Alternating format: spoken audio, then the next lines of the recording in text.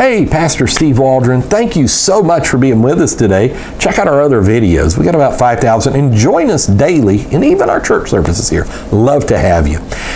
Does evolution answer every question? Now, here's the deal. People say, well, you've got creation as a hypothesis, various hypotheses of creation, but then you've got evolution. And so evolution gives a coherent worldview that if somebody doesn't want to believe in creation, that it checks every box. Now, here's the thing, is I've tried to objectively study evolution for a long time, many years, and I have many people say, no, you haven't. Yes, I really have, and want to follow it to its logical conclusions and those type things. I'm like, it just doesn't check every box, and it doesn't answer every question. And here's a few things that maybe that are a struggle. Now, some of you couldn't just do a quick Google search and say, here's a peer-reviewed paper, blah. Well, we all know, if you've done any study at all, the problems the peer review process has, and how many almost like forgeries and lies and even parodies have been taken as fact through peer-reviewed papers. So there's a real problem, and like Duke University, there's other things have seen that there's a problem in the peer review process. But when it's used properly, it's fantastic.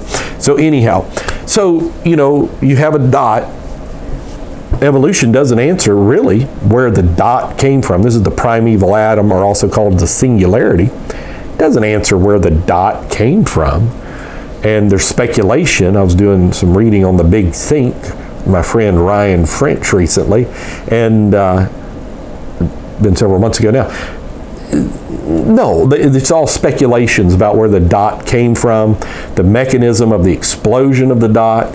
One thing that has been a real challenge to the Big Bang Theory, which is a leading theory leading to evolution now, real challenge has been there wasn't enough mass in the dot to account for all the mass in the universe.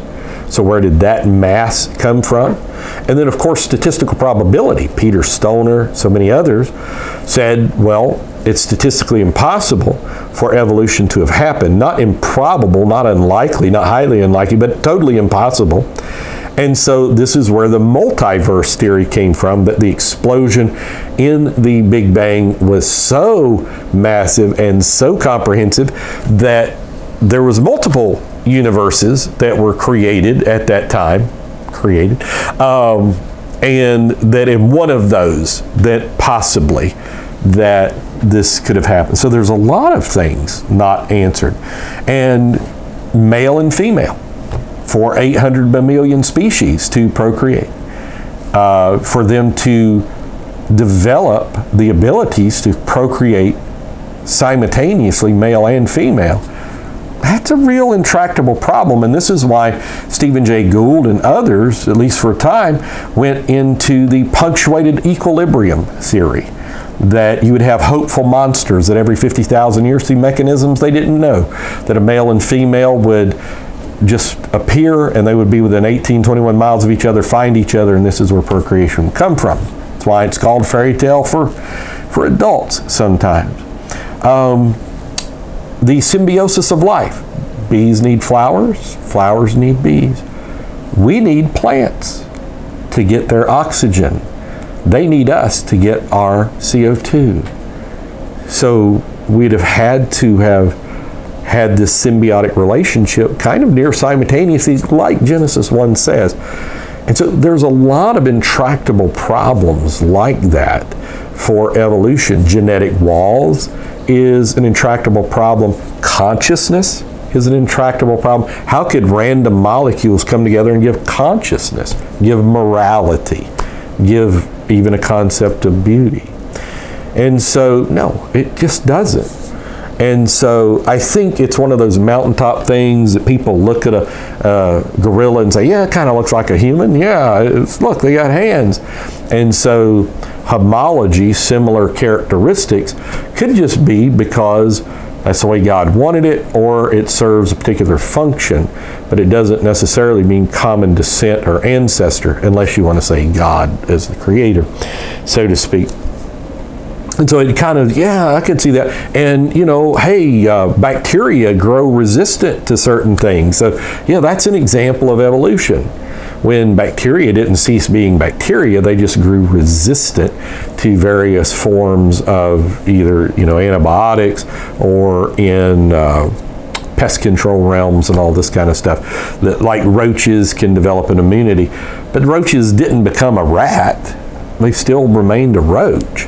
And no matter the mutations and all the microwave radiation, they get deformities, but they're not beneficial deformities.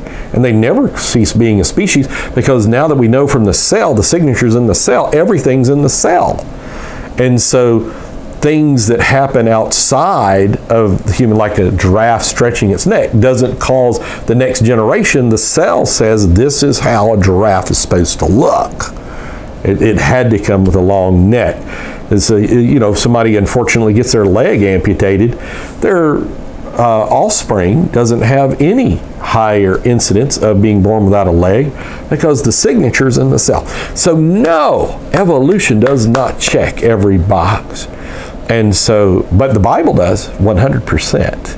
And that's the reason I think sometimes the Bible has to get misrepresented, that it says things that I've never seen it to say, for it to, for people to make a caricature, a straw man, and they say, see, that's so ridiculous.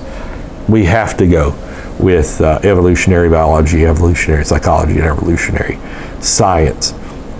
But you just read the Bible plainly, it all makes sense. And most of our modern science comes from a creationist viewpoint. And Henry Morris has written a great book on that, Men of Science, Men of God, and also in his Henry Morris Study Bible goes through this amazing list.